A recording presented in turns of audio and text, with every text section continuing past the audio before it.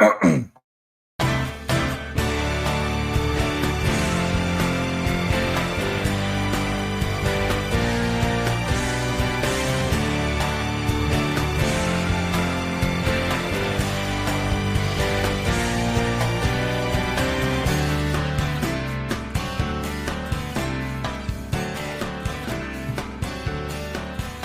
holy, holy, holy.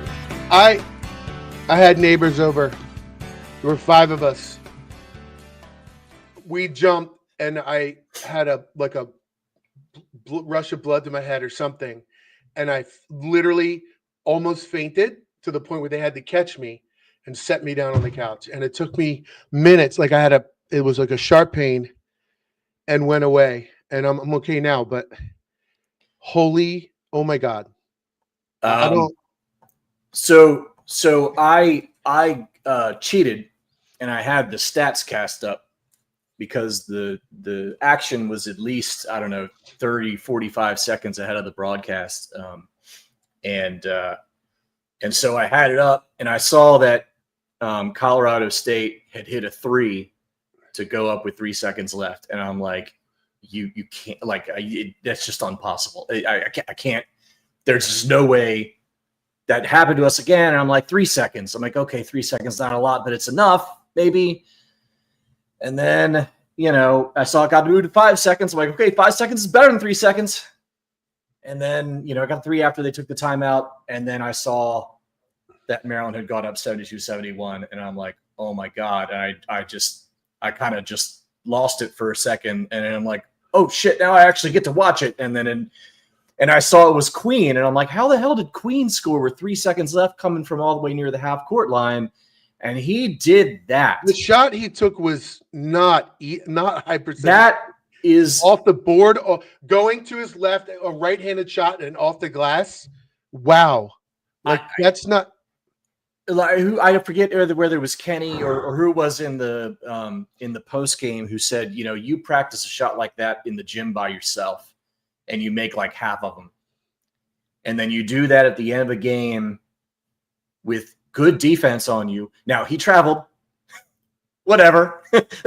Maryland got the worst whistle I think I've ever seen when they weren't playing Duke tonight. Those guys were so dirty. The undercutting on every single rebound. They were undercutting. Right, relax, buddy. I'm still mad about it. We won. It's fine. We won. Thank God. I don't want you to have another medical experience here, Lawrence. Let's calm down. Okay, we won. Jeff's here. Dad's here, so we have to be professionals now. Anyway, hey, early in the year, I said, I'm calling Derik. Next player in the rafters is going to be Derik Queen. He's going to be an All-American as a freshman. Well, he got honorable mention. Am I right? Now he's in the rafters. He's damn close if he's not, right? Like. Am I right? You're with me on that now? It's hard. It's hard for a freshman. Look, everybody relax for 1 second. Just zen for a minute. All right. We beat a 12 seed in the round of 32. Okay? Doesn't matter. Frankly, Kevin Willard got his ass out-coached big time tonight. That happened. Okay. We can admit that happened. Be super happy how it ended up. We're moving on. They're not. That's great. But slow the roll a little. I mean, I feel bad that at worst, I'm only going to get another couple games of Derik Queen because he's just such a beautiful basketball player in every possible way. And I'm not I'm not slowing my roll. They just wanted a buzzer beater in the tournament to get to the Sweet 16. This is up there with the Drew Nicholas shot. That wasn't just a buzzer beater. That was a tough shot. It was an incredible shot. From the original angle, it looked like a good shot. Then they showed the other angle where you could see the guy's hand in his face and how much he had to extend over the top for a 6'10" guy to be able to. I love it. It's hilarious that Willard was just said he was in the huddle and was like, "Who wants the ball?" I didn't know that it worked that way beyond rec ball, but it's good that Queen stepped up to take the shot. And I like it, though. That was the right choice. Gillespie has struggled in those situations. He missed the one miss he had late. If Queen had hit that shot that Gillespie missed late would have been damaging. Although he did, or a few minutes earlier, he knocked the ball out of bounds off of Clifford and then hit a three. That was an enormous sequence right there. Yeah. I had no faith that they were going to win down the stretch because we've seen this. Excuse me, we've seen this movie so many times, and we know how it goes. And I told my son that they've been losing on buzzer beaters all year. I said that to you guys. I think last week I said wouldn't be surprised if, and then they hit that shot, and you think that's just a fitting end to the season, but. They've also won a bunch of close games at the buzzer too. The Villanova game was a missed buzzer beater. They hit one against Indiana, Northwestern. Who was the other one? That were all last minute. That shots went up by the other team, and they could have tied or whatever. And then Maryland hit a couple free throws to win by 5. That they've won 4 like that. Also, by the way, let's not forget that. Not quite in the buzzer beater. They were late game. They won a few on late Villanova was a buzzer beater attempt that missed. Indiana was a buzzer beater from Rice. But they didn't make any shots at the buzzer to win. Until Rice did. Rice against Indiana. No, there was time left. How much time was left in that one? I thought they got a shot up after that, but I don't. Yeah, I don't know. It doesn't matter. Either way, Derik Queen is by far the best freshman they've had since Joe Smith. And it's a shame you can't get another. They might have to figure out some sort of NIL deal to get him back next year. They got to get him back. Hey, how much is my kidney worth? I mean, he can have one of my kidneys. I have 2. I only need 1, I think. Right. So yeah. And I don't know if my heart works anymore at this point, so I might not need that either. I don't think they played especially well. Like Colorado State was out beating them to so many loose balls to get. Yes. I don't know what the final rebound. I know last time I looked, it was 32-21 in rebounds for Colorado State. 39-29 with 13-8 on offensive rebounds. I mean, against a much smaller team. This was a terrible game. They were terrible in every aspect except they shot the 3 really well. They were 41.9 from 3. They made their free throws, the few that they were given, but they were terrible. I mean, this was terrible. They got out-coached, they got out-hustled, they got outplayed, but like we've spoken about with this team, that 5 is so good. Sometimes they're just good enough to just out-talent teams. And I think that's really what happened here at the end. Their defense got better. They really shut down Colorado State in the last 7-8 minutes of the game. I think they were 1 for their last 10, or I guess 2 for the last 10 or 11 because that 3 went in at the end. But they also got a really crap whistle. I mean, that Clifford should have been ejected for that elbow to Geronimo. I mean, that was you could almost see him look at him and turn around and just go straight to his face. Dirty. They're a dirty look team. And then a look back, and it was like a no-look pass. They're dirty. I'm saying that. And there wasn't. And the thing is, if there was a natural movement under the glass going for a rebound, okay, maybe give him. But he was away from the rebound, away from the ball. It was there was no reason on a 6'10" guy like the Clifford hook on Gillespie, where he so many. There were a lot. Queen, I thought, got shoved in the back on one pretty obvious. Can I also say something that makes me really emotional? Actually, Julian Reese. I mean. This is what when I'm talking about how I hate the new transfer rules, this is exactly what I'm talking about, man. That's that's the story arc. He came in and he struggled. He was awful, and he put in the work, and he came up and he hit really four in the last minute of that game. They don't win if he doesn't hit those free throws. How about that? Is what college sports is all about, and please do something to fix it. Because I want to bond with the players. I want to feel like they're Terps and they care about Maryland like I care about Maryland. And you feel that with Julian, and you feel that when he goes through all the struggles and the adversity he's gone through. And for him to come up and hit those free throws, that's unbelievable, that stuff. That is what college sports is. And it makes me sad that he's like one of the last, right? You know what, though? Here's a counter argument to me, Larry. How about Derik Queen? I mean, we're going to get 1 year of Derik Queen. And I will remember him forever. I mean, now that's you guys ready for a guest? Special guest? Yes, I am. Of course we are. Well, tradition is tradition. He promised, and he's living up to it. All right, you gotta love it. I mean, you're gonna get not a lot of time with Derik Queen, but like you'll remember him forever. You probably already were gonna do that, and look, he's a generational player. He's a generational freshman player in college. It just is what it is. But I understand where you're coming from, Larry, and I do think we will miss some of that, and I do hope there's a way that maybe, if this eventually shakes down, is that you might have a couple guys who are able to, maybe the bench players, those type of guys you can convince to stick around for 2, 3, 4 years and leave a mark in a way that you're not going to get from guys who transfer in. But it's still college basketball, and it's still when you got guys out there wearing your colors, and they do things like that, like it leaves a mark. It's special, and it will just never be. Pro sports will never feel like this. And I love certain pro sports, but it'll just never quite feel like this. And I think you just have to enjoy what you get from it. I mean, look, Maryland, we like to think of Maryland as a really elite basketball program. This is their second Sweet 16 in like 2 decades. So, enjoy it. I don't care necessarily that it was against a 14 and a 12. Obviously, if you're breaking down the game and we turn all our emotions off and you want to talk about how it went down and why it went down the way it was, there's a lot of criticism for the way this game went out. But when something like that happens, it's like, you know what? Who cares? Who cares? More relieved you can't replicate that feeling. Even happier probably than Derik Queen. Kevin Willard. Yeah, because you go out there and you talk your stuff like he's been talking his stuff and just slapping it up on the table, swinging it around. You better not lose to a 12 seed, especially in ugly fashion. So now, he was going to, the amount of stuff he was going to take after that, if they had not won that, was going to, the sentiment was going to shift dramatically. The vibes were going to change. Everybody fell in love with his, fiery comments and stuff.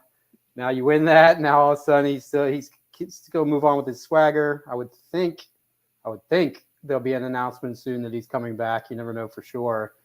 They looked very happy and cohesive together as a unit, him and the players after the game. Gotta feel like, and a lot of his comments as well. Yeah. Guys, I had some takes loaded up for the way I thought this was going to go down. And believe me, they were not going to be kind. That's the thing. When you put it out there the way that Willard did, you're betting on yourself. And he bet on himself, and look, he got it done in the end. So, okay, Maryland's won 3 postseason games. I think that's kind of the over-under that we had for this postseason in terms of expectations. I think we said 3.5 maybe, right? Right, 3.5, right? 3.5, whatever it was. Yeah, that's kind of where you feel like, okay, this is where you determine whether this was a really successful season. And I think at this point, nobody's going to look back and think this is not a successful season. But look, you get to shoot your shot now. Okay, yeah, number 1 Florida sitting there, but UConn almost took them down. UConn's an 8 seed. Maryland's unbeatable to me. They look good, like a good team. They didn't look like that dominant number 1. Walter Clayton is absurd. He's picking up threes with guys in his face, totally effortless. There's a reason he's first team All-American. The Gillespie matchup with him should be great. They're big. They're the favorite. They're the favorite, but by no means would it be that weird for Maryland to win. No. It's the NCAA. I'm sure the spread's already up. Let me see. I think they're probably like a 5 or 6 point favorite, something like that analytically. Probably. But to me, if either one of Rice or Miguel goes off, which they've done multiple times throughout the year, I think that changes that analytic formula real quickly. If one of them goes 5 for 7 or something. Which if every half was the second half, Rodney Rice would be average 35 points a game. He was it's uncanny. Every single game, pretty much every game for the past, I would say, month and a half, 90% of the time at least. Ice cold first half, misses his first 3 or 5 shots, hits 1 or 2, finishes the half 2 of 8, and then scores 18 points in the second half. It's like, hey, Austin Reese, thank you so much for the boosted post. Our boy Antoine as well. He did. I didn't see this. Yeah, I think chat's moving fast today. So I'm sorry I did not see the Antoine one. If you see it, Paul, and you wanna. Yeah, I'm trying to find it, but now. So thank you, Austin. It might have been Austin. I might have been I just can't read. 4.5. My body's not working. Only 4.5. Yeah, so it's money line is only plus 170. So that's a scare, dude. If you're a Florida fan, that's a frightening line to me. That is. Yeah. Does anybody know? Does anybody know what days? Does Maryland have Thursday, Saturday, Thursday. or Friday? Thursday. Okay. Yep. So it'll be And Thursday at this night. point, all the games are in the evening. There's no more day games once you get to this point. So, and 4.5. It makes you think. If you're into such logic, it makes you think they got a hell of a chance when you feel like it should be 6.5. Of course, public should be all over Florida. Yeah, public will hit that. I think. I mean, they're a 1 seed. They're 30 and 32 and 4. I mean, they're good, but like, so's Maryland. So's Maryland. And look, Niko Medved is an excellent basketball coach. Man, I mean, if I do not want him going to Minnesota, that would bum me out because, and frankly, if Kevin Willard lost this game and decided to roll to Philly, I would call Nico, like I wouldn't let him leave that town. I would let him leave Seattle without stopping his car or slashing the tires of the team bus and bring his ass to College Park. Like, I mean, he is a great basketball coach. He's going to be a good one. I mean, Colorado State, there's just no reason that team should have been able to hang with this Maryland team. Everything they do is with like perfect precision. The screen, I mean, anybody can run a pick and roll, but when they run it, somebody's always open. The defense is almost always off balance. They're getting open shots or defensive rotations. Everything is disciplined and super precise. But thank you, Maine. Another boosted post from Maine. Thank you, Maine. And he had another comment that says, start an IMS GoFundMe or something. Would love to contribute to the fun in a more direct way than this YouTube comment. Well, give us a question. Follow on YouTube and share our stuff. Yeah, give us a subscribe, hit like, and that goes to everybody. Please subscribe. Get your friends to subscribe. I mean, everybody's we are going to be going family. live. Yes, we're going to be going live after every game, win or lose, and hopefully there's a lot of these wins left still, or at least a few. And so subscribe. You'll know when we're doing that. Thank you, Maine. Also, Larry C posted that DraftKings opened at 5.5 and an over-under of 145.5. Yeah, so that's fair. So looking at the numbers, I haven't even had a chance to really study the box score. Gillespie and Rice, 9 of 29 combined. You wouldn't have guessed they could win that way. I thought Miguel hit some. He was only 4 of 11, but they were timely. Huge shots during that stretch when Maryland was just trying to hang on and wrestle their way back into the lead. He hit some really big ones. Well, had a couple that were like, no, yes. Well, Queen early in the game was the only way Maryland was even staying around. I mean, that was nuts. Yeah. I mean, hitting 2 threes right away. I mean, you didn't really want him to take the third because you knew that wasn't going down. But I mean, he was the only guy who showed up pretty much in the first half. I mean, Reese was completely anonymous. I mean, the guards were getting nothing. I think Niko Medved watched the Michigan State game and saw that and was like, okay, we're going to hedge high on these guys. We're going to really bother those guards. And it worked. I mean, it really did for quite a while. But Maryland hit some really tough shots. I mean, that was just a really, really well-coached team that, it was maybe a little more talented than you might think. I mean, the way that they were able to pack the lane and bother Reese, especially early on, was really impressive because they were doing that with 6'7" and 6'8" guys who were not very good. I mean, and just being able to pull that off and have the guard play to really, their guards were a little long, so they did bother Gillespie and Rice, and they really hedged high off those screens, and just it got Maryland all discombobulated. And Clifford is an NBA player, a good NBA player. He had 21, 7 rebounds, 6 assists. He reminds me a little bit of like a Paul George kind of guy. Like he's pretty nasty, and he makes it tough also to defend that pick and roll with his size. So they had some talent, but yeah, I mean, the little guy, 5'11" guy, had the half of his life. Little Fookie, there he is. Hey, George Breen, thank you for the boosted post. If you got a question for us or SCP, post it. We'll say it live on the air. Scott, oh my goodness. One of the biggest shots in the history of Maryland basketball. Justice. In the rafters. In the recent history. Let's do it. Yeah. All of that. I'm just happy to know that all of our tickers are working at this point. Everyone is breathing and barely able to your brains are functional. Like that's good. We need a little life check on some of the Maryland fans out there. I don't know. Is this shot okay? Because it's going to have to suffice. Yeah, it's fine. You're good. We know it's you. We don't peepaw. It's peepaw vision is what this is. This is peepaw vision coming to you from parts unknown. I'm just, I'm a grown man. I'm an old grown man. So I'm going to resist the urge to go back into the game thread. All you people out there that want to talk shit about Willard, you bozos. The moments, fellas. Yes. Oh, no. That's the best moment in, what, a decade probably for Maryland basketball, if not longer? A long time, and I mean, I get it. We do that as Maryland fans. We always kind of do this comparative, whatever. Like, I don't know what it's the best moment today, and when that kid hit that shot, like every single one of us is like, are you kidding me? Like we haven't exhausted the number of times Martinelli at 0.7. I don't need to do it again. We all know what they are. Like, that's really, and I'm saying to myself, no, there's 3.6 inbound, attack the rim, get fouled, something. And I had a coach text me and said, did he walk? And I said, not if they didn't call it, he didn't. And he said, that's the right answer. I don't know, man. Like, I haven't looked at that on the replay. Did he walk? Oh, he walked. Yeah, he walked. That's fine. I totally missed whatever. That. Wow.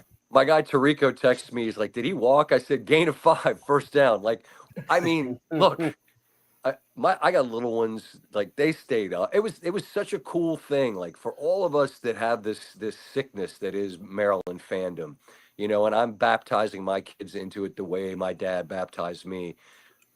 For them to hang with it and then in the end get the reward, I mean, am I allowed to cuss? Yes. Okay. Go ahead. It's just, one of these days, like, Charlie Brown gets to kick the fucking football. And, like, tonight, it felt like toe met leather and Queen did it. And it's only the Sweet 16, but it's such a big mental hurdle. And, Jeff, you were texting me today about, what do you think? And I'm like, I think they're going to be all right. And I get the angst and I get the doubt. And a lot of it's fueled by the fact that Colorado State's really good and they shoot the crap out of it. And they really didn't in the second half. They missed damn near every 3 they took until, of course, Lake hits that one. And you're like, I'll be damned. But I'm just rambling. I'm happy. I'm sure everybody watching and listening is happy. They got another game, What % sure were you guys when Lake let that go that it was going in? 99.8 or 99.9? It was a pretty clean look, and he's got that real slow, like, high arcing push, and I'm like, that's good. And it barely hit the net. Like, it was like Holloman's shot. I'm like, you gotta be, whatever, man. Queen bucket, good. On to the next.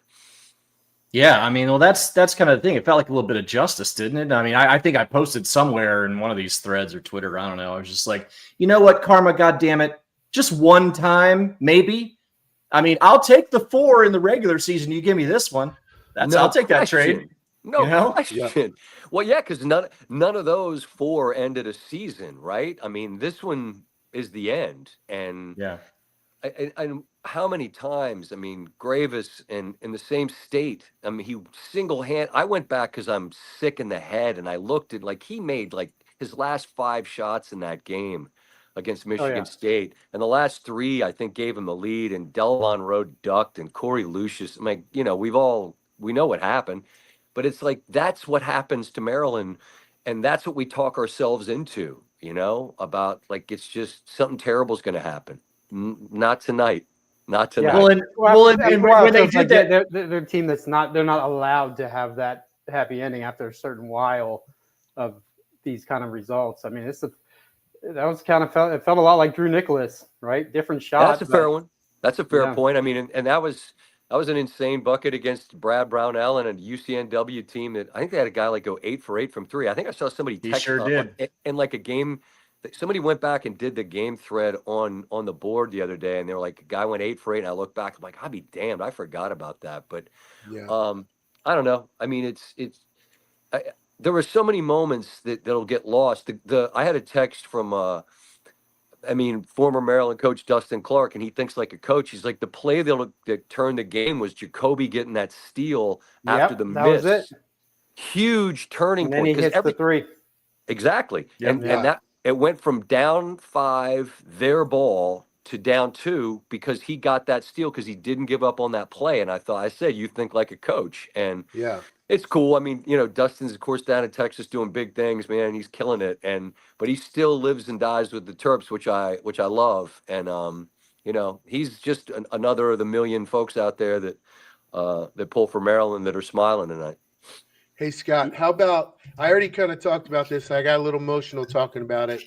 Julian Reese and his free throw shooting and hitting those 4 in the last minute, they don't win the game if he doesn't spend the entire summer working on that shot.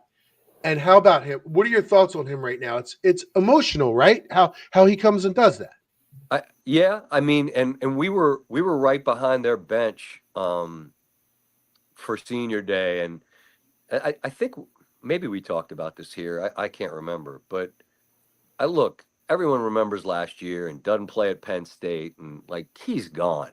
That's it. It's a wrap. And sometimes it's just it's time for a different voice in his ear, a different place for him. Go get the bag from somebody and you go. But he's like, no, Dad, I want to graduate from Maryland. And he and Kevin figure it out. And maybe each side gives a little bit to the other. And like, you know what, we're better together than apart. And he gets to graduate from Maryland. He's a 4-year Baltimore guy. And while we're at the free throw, I mean, he has to be there to get that rebound and get fouled. But to the question you asked, he took an absolute weakness, like not an Achilles heel. I mean, it was worse than Achilles heel, and turned it into a strength. And think about how nervous you are. Timeout, all you can, and those timeouts last forever. And then you got to step up and hit him, and he does. He was fantastic. Hit free throws coming out of I think the under 4, and then hit those 2 that gave him the lead.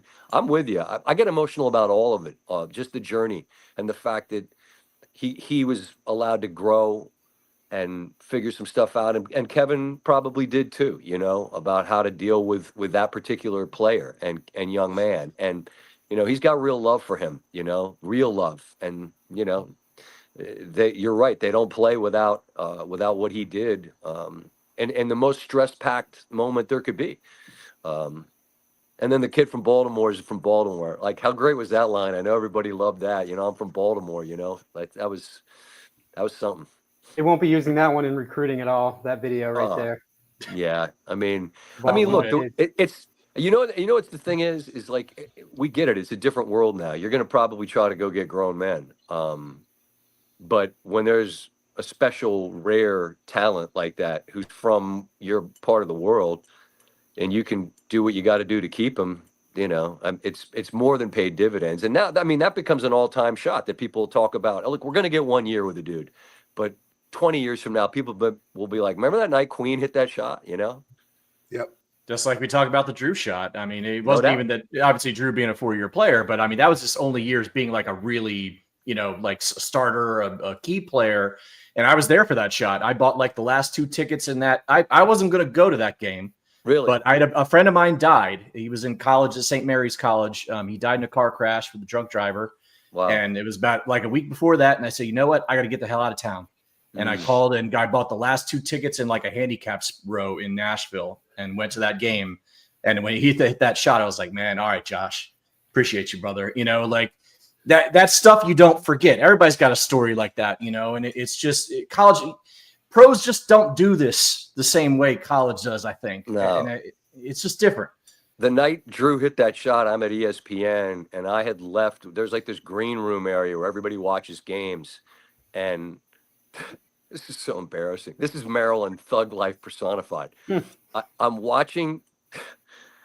I shouldn't. Whatever. Oh no, too late now. Oh no, it's believe me. I'm going to tell you what happened. I'm watching in an office by myself, and I'm angst-ridden, and I'm like, son of a bitch, they're gonna lose to Wilmington. Then he hits the shot, and I go running down this hallway that links like offices to this place where the conference room is, and I go in and I start screaming in Dick Vitale's face. I'm like, Terps, baby, Terps, yes. Boom! And then I run back out down the hallway, and I'm like, Vitale did nothing to deserve it. But yes, he did, by the way. And then you heard in the distance, but what about Duke, baby? Yes. I think somewhere in the evening that I felt slighted about maybe something that had been said. And so I go accost Vital, Like who's probably done nothing. But again, someone needed to be on the receiving end of that moment. And that's what I did. And tonight, like in a much different deal, like my littlest guy, it was so cool. He's the coolest customer, and he's like, we're good. We're going to win. And then clearly a new Maryland Colorado State hits that shot, and he says, I don't think we're going to win. Yeah. And I said, buddy, you got to stay in the fight. You got to stay in the fight. And then, of course, they make it, and the whole house goes bananas. And like before bedtime, like little one to grow on. I'm like, what do we learn tonight? And he's like, stay in the fight. I said, my man. Stay in the fight. Thanks, Terps, for giving us a little parenting 101, page in the book, right? I'm sure you heard me. Enjoyable, teachable moment in parenting history. I'm going to put this up because it's boosted, but we addressed this on Friday night. SCP is not going to be the next AD, but he paid for the post, so we always put those up there. I'll answer it for you. He's not going to be the AD. He's in a great spot where he is, doing everything he can for the Terps. They are facing on Thursday Florida. Did you get to watch them? What do you think about that game? What the matchups and Maryland's chances, all that? I mean, all right. This is where I have to speak very quietly. My wife is a Gator grad. I covered this. I covered this with Golden the other day. Golden was on SportsCenter, and I said to him in the end, I go, look, I really only had you on here for one reason. My wife is a Gator. Her entire family are Gators. My children are going to have, if you win 2 and Maryland wins 2, my children have to choose. What do I do? What do I tell my children? He gave this awesome answer about being a supportive husband and how if Florida wins, that's okay because this and that. And I'm like, that's great, but that's not what I'm going to tell him. I'm going to say, you got to make a choice here. So we're watching the Gators today. And in my head, I'm thinking, all right, it'd be better if UConn wins. And then you watch them play, and they're so friggin' tough. And Hurley's a maniac, and Caravan feels like he doesn't miss when it matters. And you're like, I don't know if you want to play them, but like Florida's got so many options. They're so deep. They're so big at the rim. It's going to take a lot to beat them. But I think a game like tonight is. How do you put it? Like, if you survive a game like this, you've been in more games like that with Florida, where the talent is sort of from the same pool. Does that make sense? Like dudes that are probably league bound mostly, although Clifford's a pro. They just have more of them. They got way more people. They got 3 or 4 guys up front that they rotate in and out. Their guards are as good as Maryland, so you're going to have to make shots. And you're going to have to defend, and you can't get bludgeoned on the boards the way they have against Michigan and Colorado State. So that's going to be, the key thing, I think, is just limiting second shots. And you saw Florida, like Condon missed free throw after free throw, and they kept getting offensive rebounds that turned into dunks and threes. So you've got to limit that because Florida's as advertised, man. They're a 1 and they play like 1. And maybe they just survived their tough game, with a 2-time champion. So, it'll be hard. It'll be difficult, but I suppose it's meant to be. If you're playing a 1, you don't get to play an easy game. We were saying before you came on, if you're into inferring chances from the point spread, 4 or 5.5, whatever it is right now, is not a bad look for Maryland. Is that what it is? 5.5. I thought it'd be more than that. I figured it. I mean, I don't know. 7.5. Yeah, I mean, somewhere in there. But I mean, mostly. The thing about like Ken Palm and Torvik and all these different things is it's pretty instructive. You can that's what Vegas tends to use that, particularly with no home court to figure out. You're going to just go off of what sort of predictive analytics say. And I mean, you're in the same zip code with them. It wouldn't be a shock if Maryland won. It's just you're going to have to play well, and you're going to have to not get obliterated on the boards the way that Michigan did, and somehow this Colorado State team did. That was when the little dude got like the ball in the paint. That's why I'm like, this is the guy that's beating us tonight? Yeah. In the end, the answer was no. He had the run of his lifetime right there. Clearly, I'm just waiting. It's going to be awesome when Kevin Willard shows up at the Sweet 16 raising hell about funding and stuff, like if he does another round of that. Well, I was going to say, go ahead. Hopefully, let's sort that out. All right, everyone bought themselves some time to figure some stuff out. So let's figure that out, so that by the time we're in San Francisco, we're talking about how happy we are about, the things that we figured out for the program, we being them, and on we go, I'm thinking. Well, let's talk about that a little bit. I mean, forget the controversy. Kevin Willard bet on himself. He went out there, he put himself out there. So you know what? I can take this team back to the mountaintop if you give me what I need to do it. And we're sitting here, we're going to the Sweet 16 for the first time since 2016. He bet on himself, and now he's got there. So that he's not a big guy, but that's a guy I want with me in a dark alley. Look, I think I said this to you guys the other day. He's one of us. He's the Northeast guy. He called himself an asshole. He's got that in him, the way me and my friends, and probably a lot of your friends, have that in us. That's just who we kind of are. And I mean, I think that what he was doing was bringing to light things that he felt were, I don't know if unacceptable is the right word, but just things that you wouldn't deal with at another big time hoop program. And he thinks this is a big time hoop program because it is. And so I think all he was saying was, I want us to operate like a big time hoop program so that we can continue to be that. And so, I'm with him, that you shouldn't get nickel dimed over nickel dime things, because people that are big time programs don't. And so we can argue all day about NIL and who has more and this and that and the other thing. But, he ought to be able to have autonomy over his program to run it within reason. He's not going to go berserk and go get gold-plated Bentleys for everybody. And that's not what he's saying. So, I'm with him. He should have the support he needs to run the program in a first-class manner, because it's a first-class program. And I'm sure that Damon would point out there are things that we've done, and he's not wrong. There are things that they've done, fund the analytic thing that you want. I get it, blah, blah, blah. But you made the point. He put it out there. Well, then you got to deliver. Well, now he's the human shrug emoji. He's the human shrug emoji. He's the Sam Cassell gif. Yeah, well, you can use that one too. Yeah. But I mean, he's piggybacking on the big balls of the freshman from Baltimore on that one. But that's fine, man. Most coaches that make deep runs have got somebody on the floor that's making big time plays. But I mean, look, I think the conversations have continued. I assume they will. I just got to hash it out, figure it out. Every side. I mean, I don't know. It seems to me like the adults in the room are talking, so we'll let them talk and figure it out. And I'm sure he knows. He's used the leverage to a very aggressive extent, and now he knows it would look a certain kind of way to continue this. I think at this point, going into the Sweet 16, school knows they don't want to have that hanging over their heads. I feel like gut instinct, and based on some information, I bet it's done in the next couple of days. I always say I'm optimistic because it costs the same, so I'm going to be optimistic here. I just think there's a line about Wall Street that applies to most things in life, like pigs get fed and hogs get slaughtered. So, I don't think that this is a hog. This isn't some greedy thing. He's not saying gimme, gimme, gimme. Realism.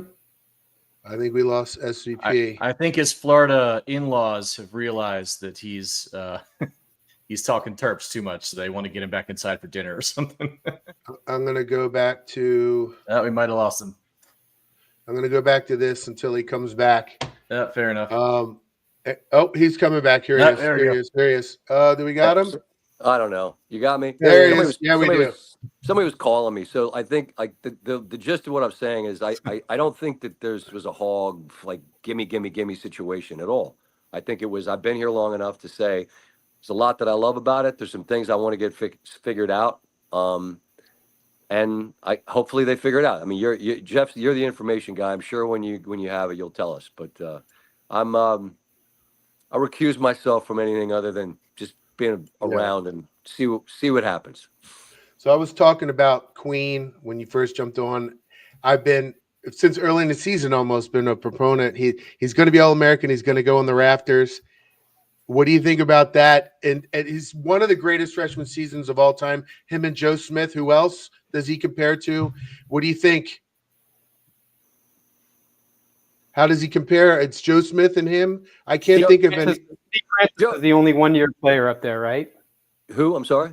Steve Francis, I believe, is the only one freshman, but he's only one-year player, I believe, in the Raptors. It's a different time now, and what he's doing as a freshman.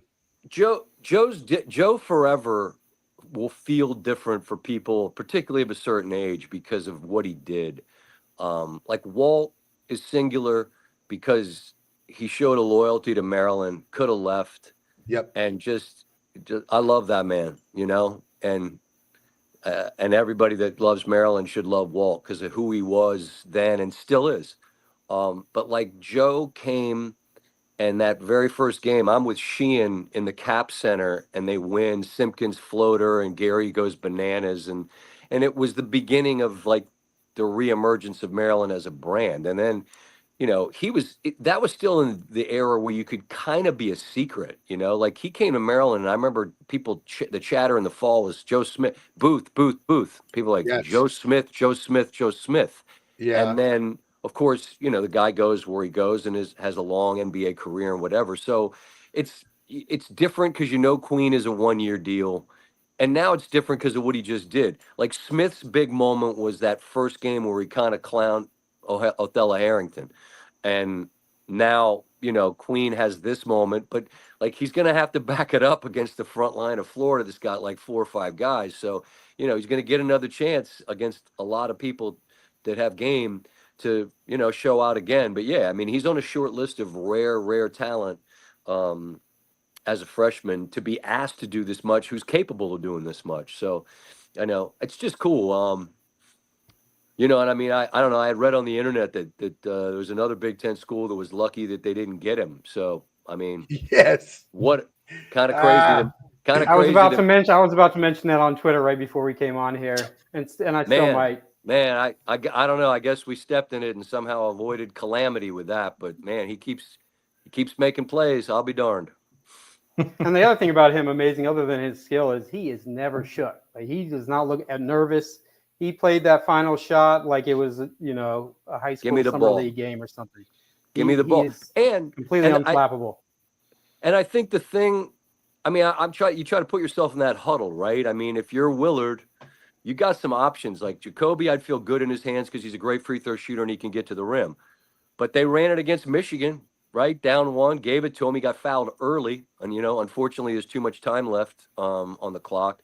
But, I mean, they gave it to Queen and he took off. So it's one thing to have big balls. It's another thing to make big shots, like big brave balls are one thing, but like making big shots is a totally different thing.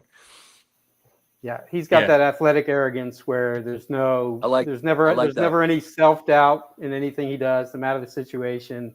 Those guys are hard to find even when they're seniors, and this kid, he's just so good and has been so good from such a young age that it's just, drilled into him. I mean, he's a forever guy, I mean, and so whatever, it's only 2 games. I mean, it's, if he gets to play a few more, I mean, like, good. Imagine the hyperbole that we'll be spewing if they beat Florida on Thursday. Yeah. I mean, it's kind of funny too, because Larry and I were talking before the show about the difference between like a guy like Reese, who's been 4 years, total loyal guy, and then a freshman like Queen, both contributing to this in different ways. And like, it makes you wonder in this new paradigm of college basketball, you're going to have a lot more Queens than Reeses, but like, I don't know if it's going to feel different because, you're going to think about Derik Queen 20 years from now in the same way you might think about Julian Reese in his 4 years here. It's such a dichotomy thinking about that. And like, can you still love a guy in a year the way you do for 2, 3, 4 years like you used to, That's a great question and point. Like, to me, like, people always get surprised because like they ask me my all-time favorite Maryland people, and I always include Gravis on my 5, and they're like, wow. And I said, that guy was an all-time Terp, got better every year, stayed ACC player of the year as a senior, beat Duke in his last home game. They shut down Bentley's. It was horses in the street, mayhem. And single-handedly willed them to what should have been a Sweet 16 win, only they got beat at the buzzer. Like, I'll love him forever because he stayed for 4. You're not going to have those these days. And for Julian to clearly see, all right, I've been here 4 years, but this guy is different. Like, that's hard. You're gonna have to give some attention and some ground and some shots to a guy who's a freshman, understanding he's better than me, and that can't be easy, right? Because you're the 4-year guy, and I don't think it was easy at first. But again, I think you saw Julian become like a leader and a guy that they counted on. You mentioned the free throws, but I also think you've seen him be a guy that can give him stink eye when somebody does something stupid and say, like, do this, and that wasn't a guy I ever thought he would be when he was a freshman because he was so quiet. So, yeah, I mean, I think you're going to have very few 4-year guys, which means that the guys you have for a year, it's going to require something like this, a singular moment where it's like, remember that night Queen did this? Well, yeah. And, he had a bunch of moments throughout the year that were big.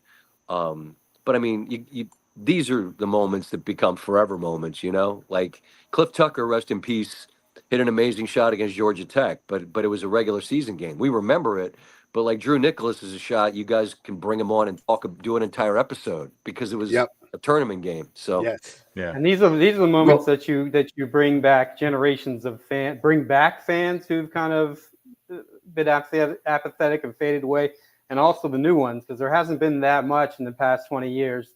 You're right. We see that in attendance and other things, fundraising, all that. So, and it's because you haven't had. So you have these moments, especially with a local guy with like Queen, with all the hype surrounding his name, and that's how you start to build that fan culture back up again. You just need a lot more of them. It can't be a one-off deal.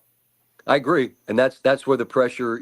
That's what sucks about the modern game is like the portal opens Tuesday or whatever, and so okay, cool, we got Florida Thursday, but you got to get your ducks in a row and make sure that the people that can stay around are going to stay around. Make sure you got your coach figured out. I mean, like you want to be just at peace and focused on the 1 seed who requires all your attention, but there's all these other things you got to kind of think about. But I mean, the fact that in that one presser where Kevin's talking about sitting around with the guys talking about who they can get and whatever else, it's like, all right, well, that's nice that we're thinking. You got to think about tomorrow right now, because if you wait until it gets here, it's way too late. Yeah. Hey, hold on, Larry, I think, was I having an acid flashback? We talk about that 2010 Grievous team. Did they show that Farouk Manish kid on the bench for Colorado State? Because Northern Iowa, that bracket opened up for Maryland. If they had gotten past Michigan State. Kansas. Maryland would have played Northern Iowa, and then they would have played Tennessee with Bruce Pearl. Because I saw that, and I'm just like, is that the same guy? Oh my God, they're doing this to us now. Like, I got one up on you, Paul. Did I not feel like it's like, oh my God, they're doing this to us? It's gonna happen again. It's the Charlie Brown again. Hey, we have Taj on often, Taj Holden, and we were talking about how Julian taking Derik and the emotions of this younger kid's better than me and having to deal with that. Taj has told us the same story about Chris Wilcox. Because he was going to be maybe the starter, and then Chris Wilcox comes in, and Taj said, hey, he's better, and you just got to be part of the team. And he's told us that story, and so it feels kind of similar. And that was a great team too. And a lot of times the great teams, you need those kind of players who are unselfish and are going to do that. Yeah, but I think that, the guys at the Taj level, you recognize, like, Taj was great at a lot of things, but Wilcox just presented a different collective skill set. And, and obviously Juju has skills, and he's gotten better at the one that was the thing that was a big hindrance, the free throw shooting, as you mentioned earlier. But, Queen's the guy they ran a play to with 3.9 on the clock in a win or go home, and they did it for a reason, because he could make the shot. Yeah. Apparently, so I just saw this after the game. There's a video on Twitter. They asked Derik Queen on why Kevin Willard is a head coach players can listen to. Quote, first, he did pay us the money. Kid, he's hilarious. He's got such First, the money, yeah. Hey, but listen, less money than he could have got elsewhere. Indiana. You're exactly right. He could have probably squeezed Indiana for $400,000 more than he got from Maryland. Maybe, but you know, he wanted to do this all along. I mean, this was always kind of what, you know, you got to play, not to play the game's the wrong way to put it. You're a businessman, and you owe it to yourself to find out what the market is. But even after finding out the market, you know, and it goes both ways. There's schools out there that paid the wrong guy and they're done, you know? And I mean, maybe you could say Indiana, you know, they spent a ton of money and it didn't add up for whatever reason. Whereas the team might spend less to get a guy that works out better, and a player could find a situation that maybe they get less, but it works out better. So, I mean, look, Derik's going to be a lottery pick. So, and I'm not saying he wouldn't have been if he went to Indiana or elsewhere. I'm sure he would have, but you know, the money's part of it, sure. But resource allocation has become like half of the game in a 1 year span, 2 year span. Say that again. I'm sorry. Resource allocation has become half of the head coach's job all of a sudden in the span of 2 years, making sure you're putting the right amount on this guy and that guy. Because if you miss on a few, you're screwed. At least, and the thing, like I had a coach this last offseason tell me, like, it's very simple: adapt or die. But the adaptation is never ending; it's fluid now. And so, I mean, and it will continue to be, because like we're going to reach a point where it's like supposedly it's just the money that comes from the revenue sharing. Like, how are you going to tell somebody that's got deep pockets they can't spend the money the way they want to? So like, we'll have to figure that out at some point again now, which is why I think Kevin and his staff deserve so much credit for figuring out last year, all right, this is a catastrophe. Can't do this again. We don't have, you know, Kevin used the line, something about like, we're not the money. We're not the Dodgers, but we're not the Pirates either. Right. Like we've got some money to spend this year, and they spent it. And they crushed with what they spent it on. So, you know, I know people have been working hard to give them what they need for next year, and hopefully they can do the same. You know, we talked a little bit about a lot of the players. We haven't talked about Selton Miguel, who's like one of the most fun players I can remember. I love him. We had him on right after he committed, and we were just like, how about the Angolan assassin? He's like, yeah, I like that one. Like we used that one. He was 3 for 5 from 3, had that one from NBA range with a guy in his face. Like, and he's like my 12-year-old. He has no conscience at all. He doesn't care. He's just like, yeah, I don't know. He checked from better 30. Or worse. Yeah, I mean, and it gets annoying at times, but man, most of the time he hits them. And you know, that's another like a 1 year guy that you're not going to forget that guy. You know, he's probably the 5th option, but like you're never going to forget him. No, and he hits monster shots. Like was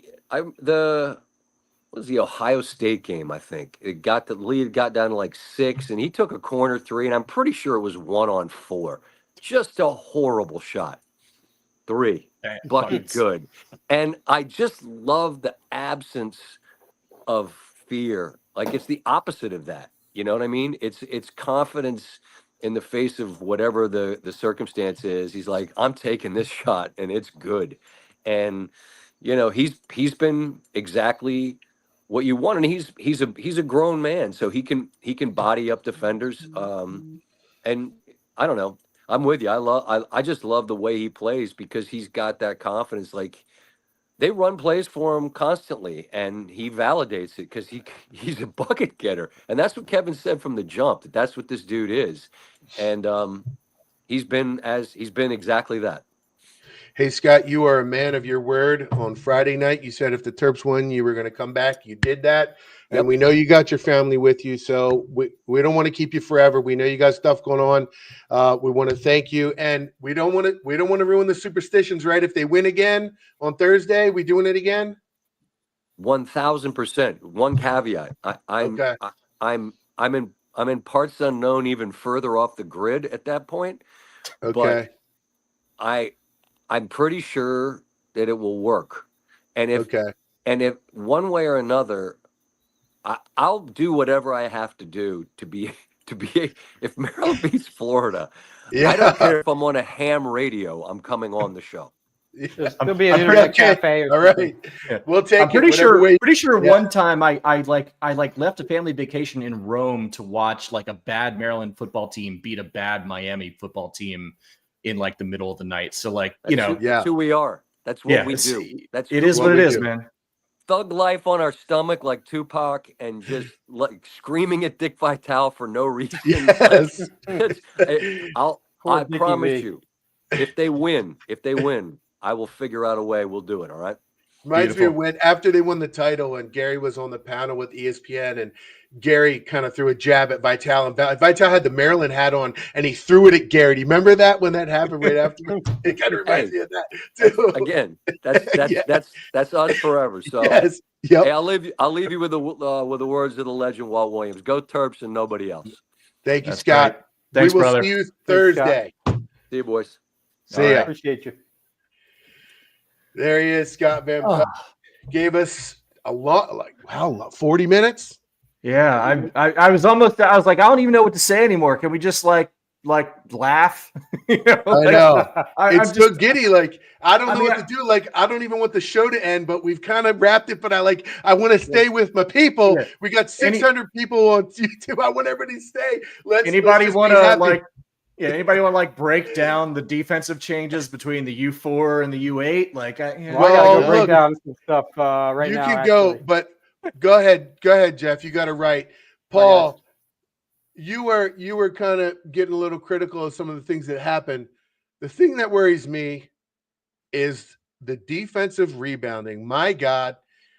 And even sometimes when they get it, it's like a struggle. It flips around and tips, and the other team almost gets it. What is going on there? One game is okay. 2, now 3. That's a problem. There's a pattern now. Right. If you want to look ahead, and obviously Maryland, if they're not going to have to play, I don't think they'll have to play a perfect game against Florida, but they're going to have to play a much better game against Florida than they played tonight. Offensive rebounding, giving up offensive rebounds is a real problem. It was one thing doing that against Michigan, right? 2 7-footers, 3 7-footers, Shedder off the bench. Like, those guys are really good offensive rounders. Colorado State is a terrible offensive rebounding team. That's not a thing that they do. And they're small, and they out-rebounded. I had this up earlier. They had sorry, 1 second. So they out-rebounded Maryland 39-29 on the night, 13-8 offensively. Like, that cannot stand. It just can't work. So, if you're looking for something that might be an Achilles heel, on top of the fact that obviously Florida is just a team full of pros and they're really good, I worry about the rebounding. Defensive and offensive, but especially giving up offensive boards is a problem. But luckily, at least at this point now, they have to play Thursday instead of Friday, which sucks a little bit. But, they've got a little bit of time to work on these things, hopefully a little more time to scout out Florida, figure out what they do and why they do it, and come back with a good game plan. But it does concern me a little bit. But at this point, look, it's one and done. Every game is one and done. So you're just going out there, take your shot, see what happens. Maryland's an underdog, so the expectations are out the window here. They've done what they should have done by seed and by all the predictives. Now they're playing a team. They're playing the best team they've played all year. So go out there, shoot your shot, see what happens. No shame. See what happens. Nothing to lose. I got to pop up Vince LaMartina here. He gave us a boosted post during the SVP segment, and I didn't want to put it up because it wasn't pertinent to him. But Vince says, "Shout out to the TMZ of College Park. Thanks for the content all season long. You're welcome for the content. This is our 5th show in 7 days. Yeah, is that correct? We've been busy. Yeah, because it was 8 days. 5th show in 8 days. Yeah. 5th show in 8 days. So and some of our I mean, by the numbers, our hugest shows of all time as well. So we very much appreciate that. And look, since we have a lot of people here, I mean, I do want to thank you guys, especially for me and Larry. Like, Jeff's a pro, SVP is a pro, obviously. We're just a couple dudes. We do this for fun. We don't make any money off this. We make enough money to pay for the things we need to pay for, to get a decent microphone. And you just muted yourself. You're still muted, Paul. You accidentally muted yourself, which is hilarious. All right. talking about your mic and accidentally muted yourself. Fill up my microphone and mute myself. But like, we're just a couple dudes. We do this for fun. We don't make any money off this, and we really appreciate that you guys care and that you guys make it worth it for all of us to. I mean, honestly, we spend a lot more time doing this than you probably imagine, especially Larry. Yeah. But it just thank you guys for listening and making it worthwhile, because it does matter. I mean, it really does matter to us. Thank you guys. And Paul, your microphone switched to your laptop mic, by the way. You're not on your, if you want to go in, if you care about your audio settings. Hey, Jorge Bazan, thank you for your boosted post as well. Thank you for the content. Go Terps. Yes. All right. Go Terps. There we go. Yes. And Maine, sorry, where is he? Maine, we're the GOATs. Me and Paul are the GOATs. Thank you, Maine. You are the GOAT. Appreciated. He gave us the boosted post earlier, so I wanted to. No, I appreciate everybody, man. Up. I mean, look, through the ups and the downs. There have been lots of downs, and along the way for various reasons. And just I don't want anybody to think that we don't really care that you guys are willing to give us your ears and your brains for a little while here and there. It does mean a lot. So And when we get to have this kind of moment, and we get to have it together, that's what I'm saying. I don't want the show to end because it just this is what it's about. Everybody, yes, this is what it's about. I mean, this is a community of people. Like I mean, all of us are of a certain age. Like all of us are where you've been on the message boards culture kind of existed before social media. So it became a situation where like you would get to know screen names as actual people.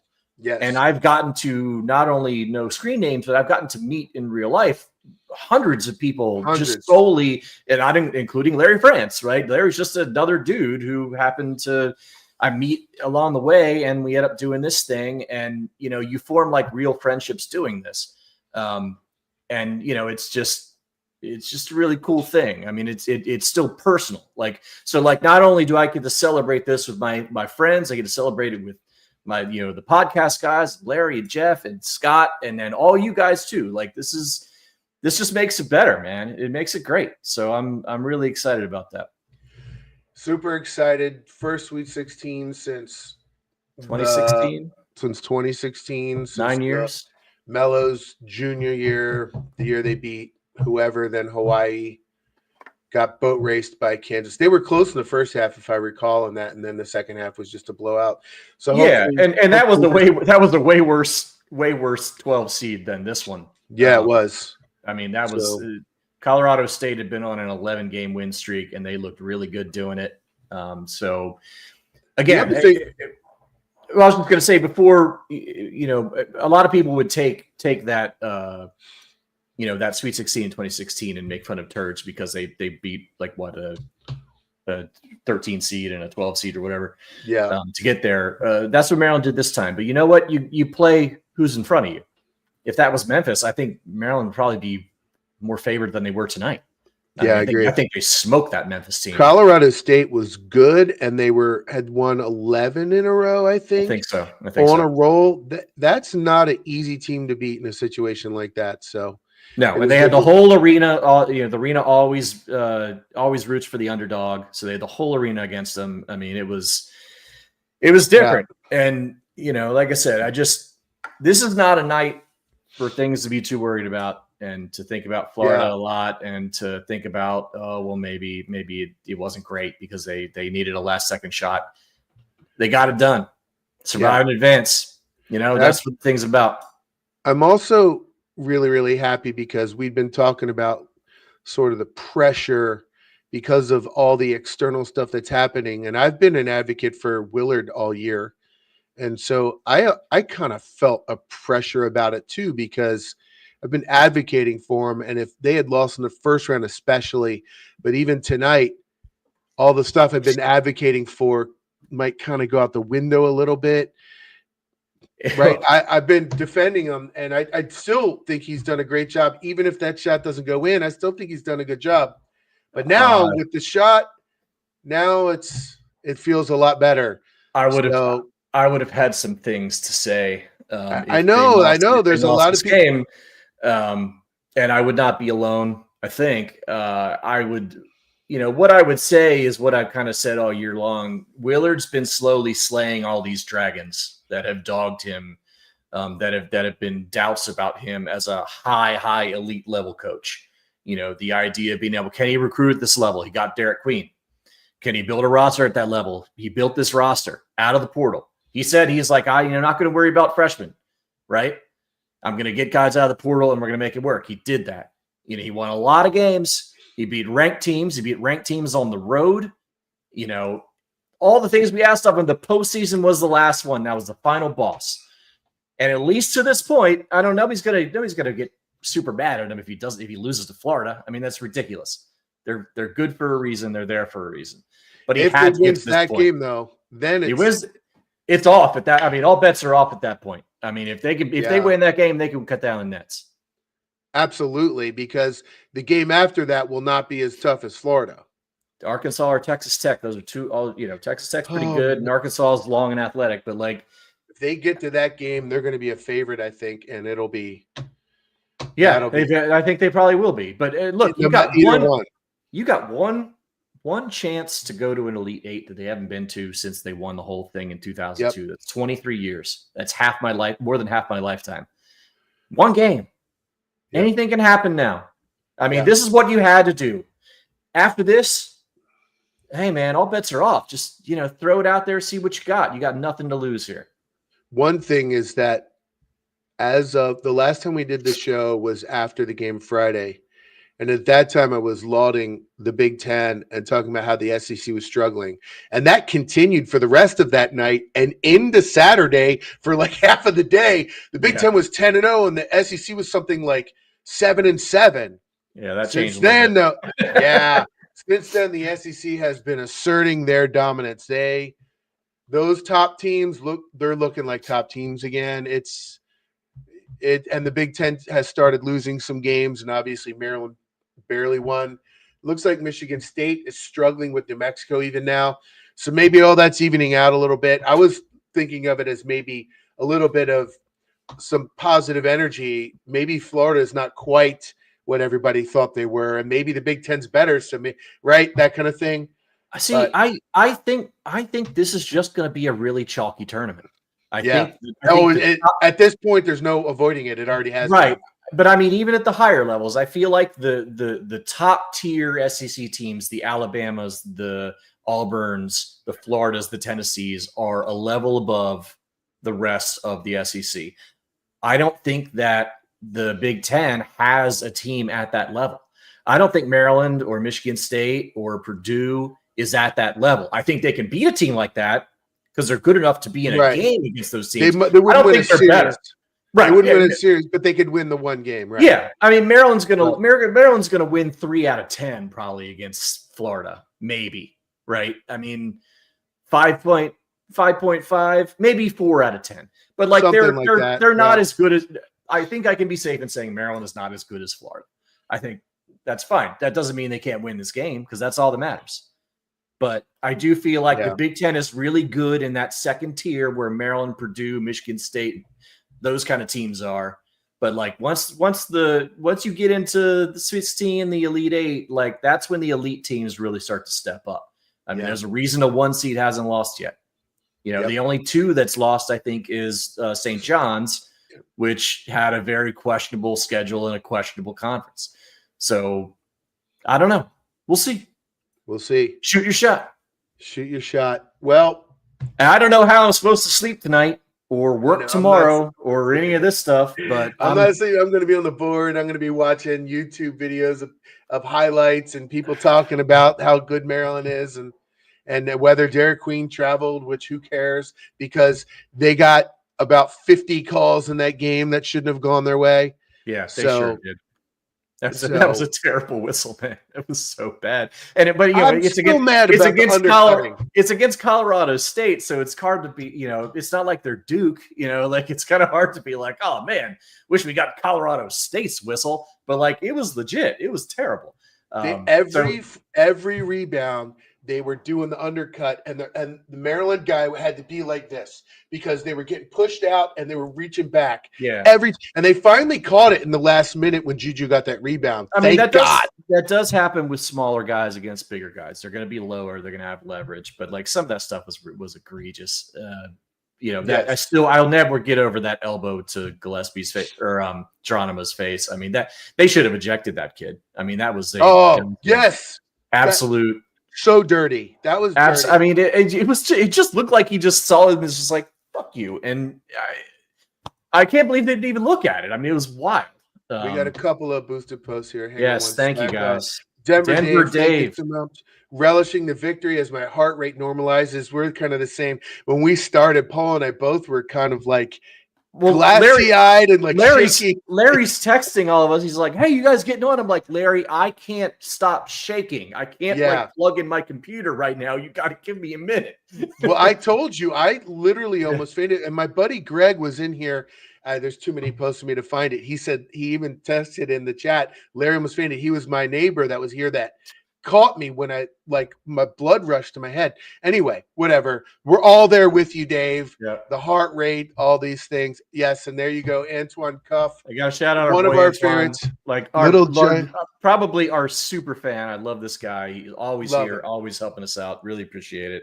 He says, like I said, all you guys, man, it's really great. Like to.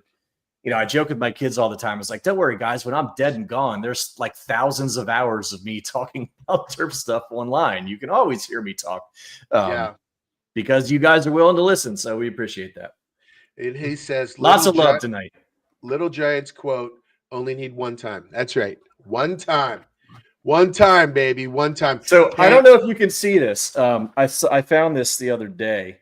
I don't know if it's up here. Wait. So it probably won't focus. Not real. Okay, yeah. All right. So Selection Sunday, I printed this out before we went on, and it said Nico next Colorado State, Memphis point guard hurt, and Florida ugh. Those were my original thoughts about this bracket and this mini pod, and I think that's pretty much exactly where I stay right now. Florida ugh. Yeah. Hey, any one seed, right? Yeah. Imagine and people want to Duke. Hey, Robert Fisher, thank you so much. Eventually, the Booze will win. Then you can sleep. I don't know, man. I haven't had any. I'm sober as I could be. I went out to Maryland Live last night to see Ron White with some buddies, and we gambled a little bit. And I was hurting today, so. 45, my recovery time ain't quite what it used to be, but I got a big old stack of gummies upstairs. I think we're going to hit one of those as soon as we get off here. Got some nice sleepy time ones, which I think would be really useful tonight if I ever want to get my blood pressure down or, try to get some sleep. Comment on the gummies. They're legal, Larry. At least in Maryland, they are. Okay. Are they in Virginia? I don't even know. I don't know. I'm in Maryland. I don't care. Yeah. All right. It should be legal, by the way. Yeah. Of course, it should. Yeah. Okay. We done? We're done. I think we're done. I think we're done. We did an hour and 15 minutes. I feel like and we had SVP for like 45 of it. Yeah. He's awesome. And we're hoping that Thursday night, we're going to be back no matter what Thursday, because we'll be back regardless. Yep. We're going after every game the rest of the way. I'm not sure about Wednesday night yet. There's some other things that could happen that could necessitate a show, so we're going to probably do that too. So Thursday night for sure, though, and hopefully it's after a win. SVP promised he's got the superstitious thing. Every time Maryland wins, he's coming. It's going to be satellites in outer space, and radio antennas connecting SVP to us one way or another. Here's the problem for me. I'm going down to visit my son this weekend, so I'm not going to be at my normal on Thursday. I'm going down Thursday. They've got internet connections in North Carolina as far as yeah. I'm going to be doing it. I'm just saying I won't have my interfaces. Okay. So it's going to be it's going to be a little different. But I mean that's this week. That's not Thursday. That's the weekend, right? Or no, I'm going down Thursday. Okay.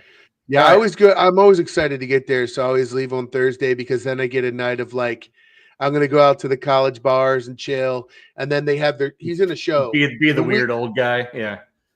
All his friends love me though. We've talked about this. I'm at the age now where it's not creepy. Like when you're 20s and 30s and you're like hanging with them, they're like, "Who's this dude?" But when you're my age, it's almost like you get credit for being old. When you're clearly like when you're clearly the cool parent and not like the weirdo like 30 something like right like the old guy in Fast Times at Ridgemont High. Like you don't want to be that dude. Yes, exactly. So anyway. The show is on Friday and Saturday, which, God, if they're playing Saturday, what am I going to do? Saturday night. My number one for me is my family and my kid is number one over anything else in the world. This is an instance. This is an instance where I'm like, I'm sorry, buddy, I might have to miss your show. Yeah. Well, don't worry. I saw it Friday though. It's the same show. It's fine. It is the same show, so that I have that in my favor. So yeah. Anyway, all right. Thursday for sure. Hopefully after win. Hopefully with SVP. Possibly our regular Wednesday. We're not sure yet. Possibly a Monday or Tuesday if something else crazy happens, I don't know, which we think might be coming. So we'll see. We'll let you guys know. Hey, do us a favor, everybody. Hey, Latrell, we love you too. Latrell's pretty well the American dream. I can't hold my head up anymore, but I do love you. We love you guys too. Thank you guys so much. If you have not subscribed, please do that for us. Please click like, all those things. I know it's annoying when we ask, but it really does help us. So thank you so much. We will see you guys sometime this week. We'll make it widely known. Thank you. This is IMS Radio.